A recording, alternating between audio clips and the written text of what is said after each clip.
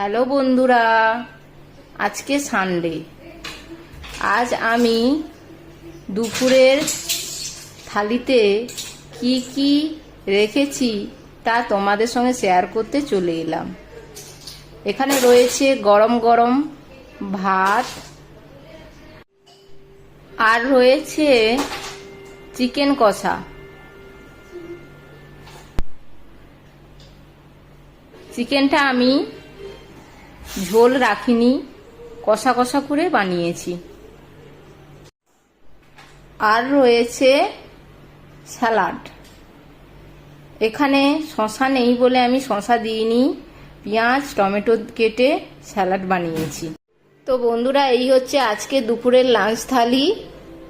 আজকের ভিডিওটা যদি ভালো লেগে থাকে তাহলে কমেন্ট করে জানিও। তো বন্ধুরা, পেজটা ফলো করতে ভুলো না কিন্তু।